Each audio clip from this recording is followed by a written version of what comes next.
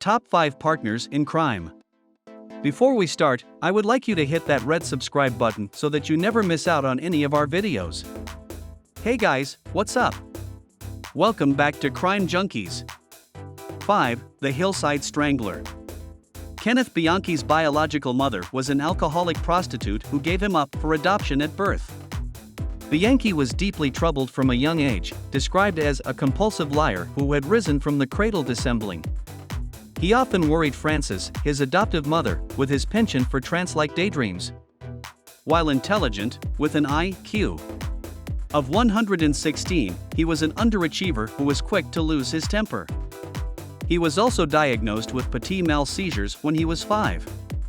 After Nicholas' death, Frances went out to her work while her son attended high school. Angelo Buono was born in Rochester, New York. In the time leading up to the killings, Buono had already developed a long criminal history, ranging from failure to pay child support to assault and rape. When Buono was 41, he met Kenneth Bianchi in 1975. Buono persuaded his younger cousin to join him in prostituting the women and young girls they brought to bed, holding them as virtual prisoners.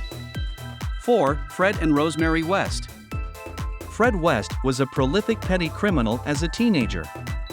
He moved from his parents' rural home to live with an aunt until the Wests moved his family to Gloucester, where he took a job in an abattoir. He was fined for theft in Hereford in April 1961, and again in Newent in October. During this period, West worked as an ice cream van driver.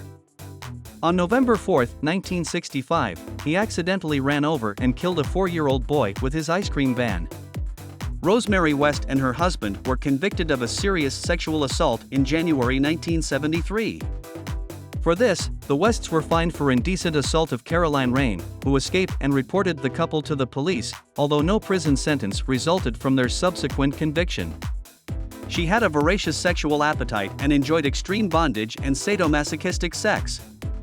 She was bisexual, and many of their victims were picked up for her and her husband's sexual pleasure. West also worked as a prostitute. 2 of her children were fathered by these clients, in April 1982 and July 1983. 3. Bonnie and Clyde. Bonnie Parker was born October 1, 1910, in Rowena, Texas. An honor roll student in high school where she excelled in creative writing, she won a county league contest in literary arts for Cement City School, and even gave introductory speeches for local politicians.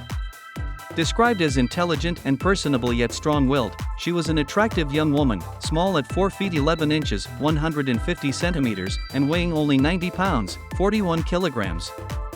Clyde Barrow was born on March 24, 1909 in Ellis County, Texas. Clyde was first arrested in late 1926, after running when police confronted him over a rental car he had failed to return on time. Despite holding down square jobs during the period 1927 through 1929, however, he also cracked safes, burgled stores, and stole cars. Bonnie and Clyde were notorious outlaws, robbers and criminals who traveled the central United States during the Great Depression. Their exploits were known nationwide. They captured the attention of the American press and its readership during what is sometimes referred to as the Public Enemy era between 1931 and 1935. 2. Butch Cassidy and the Sundance Kid. Robert Leroy Parker, Butch Cassidy, was born in Beaver, Utah to Maximilian Parker and in Campbell Gillies, English and Scottish Mormon immigrants, respectively, who came to the Utah Territory in the late 1850s. Parker left home during his early teens, and while working at a dairy farm, he fell in with Mike Cassidy, whose name he would eventually take in his honor, a horse thief and cattle rustler. Harry Alonzo Longabaugh, the Sundance Kid, was convicted in 1887 of horse theft and sentenced to 18 months in the Sundance, Wyoming, jail. Because of this jail time, he was called the Sundance Kid. Longabaugh likely met Butch Cassidy sometime after Cassidy was released from prison around 1896. They formed the Wild Bunch Gang. 1. Myra Hindley and Ian Brady. Myra Hindley was believed to have been beaten by her alcoholic father, Bob Hindley, a paratrooper in the RAF during World War II, who was also alleged to have been violent towards her mother Nellie.